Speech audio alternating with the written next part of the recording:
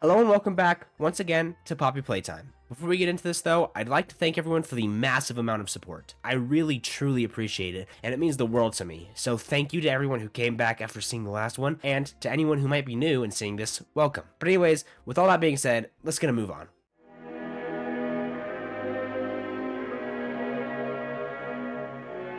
So, I have a theory, and I don't know enough about this game to be 100% certain about this, but through watching gameplay, playing the game myself, and a slight conversation with a friend, I believe I have enough evidence to talk about this. And this comment, which made me want to make this video in the first place. So, thank you very much for the comment. A question that I'm sure everyone has on their mind is, who are we playing as? Well, I believe I have your answer, and that answer is the Warden. So, in Chapter 2, we can see these slides, which have some names from left to right. Eddie MNR, or Eddie MN Ritterman, Leith Pierre, Elliot Ludwig, Stella Graber, and then one last slide. The name on the last slide is destroyed, and there are letters on the ground. I know there's a lot of debate on what that name might be, but I won't get into that here. Here's what we know about the names that are on the slides. 3 out of the 4 names are people who we call executives. These are the people who essentially just had a higher position in the company than everyone else. So everyone is the head of something, except the 4th name we see, Elliot Ludwig, who is actually the founder of Playtime Co. So it's clear these slides are access points for people who are of importance of the company. So, leaving that for a second, let's look at Chapter 4. We learn a lot in Chapter 4, but there are 2 major things. First, let's talk about the Omni hand. We learned through this chapter that there were 4 Omni hands in the hands of executives. People's first thoughts might be to think back to the names on the slides. Well, we do see 4 names, but there are 5 slides. And I believe that Elliot Ludwig did not actually have an Omni hand. So that leaves 3 names and 1 unnamed slide.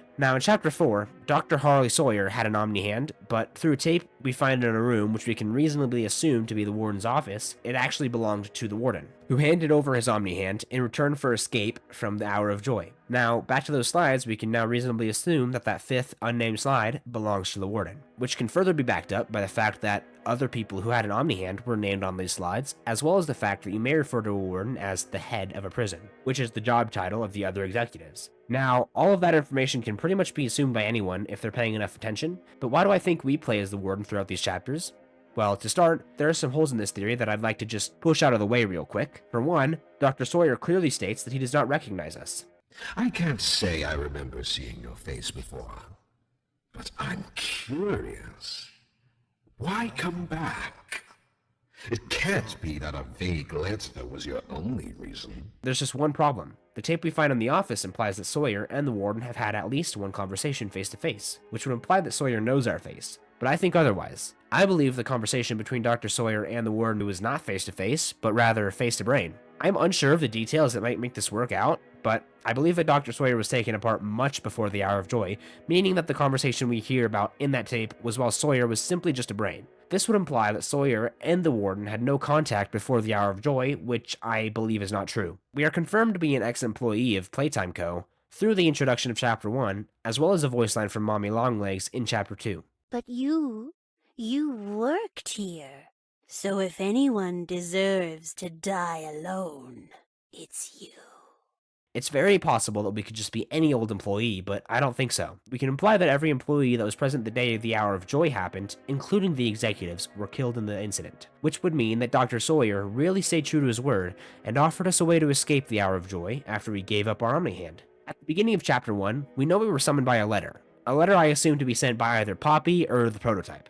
And those two, having orchestrated the Hour of Joy to begin with, would surely know to send a letter to an alive employee. And they would surely know which employees might or might not be alive. And the only employee who is implied to have escaped during the Hour of Joy, therefore being alive, is the Warden. A simple solution to Sawyer not recognizing our face is that time has simply passed. We got older, we changed our hair, we grew out a beard, whatever it may be, but I don't think it's as simple as that. There's also a possibility that Sawyer's brain just is deteriorating. Because it's been so long, he might be developing Alzheimer's or dementia, but I think that's unlikely considering it's just a brain in a jar. This one point is really the only point that's stopping this theory from actually, progressing, because I don't know how to get around that fact that Sawyer does not recognize us, besides simply just accepting that we're not the Warden. Either way, though, I'm sure all will be revealed in Chapter 5. That's all the evidence that I have for you. And I know this wasn't really a theory, this was more an organization of information with a bit of guessing on the side, but for now, that's the end of the video.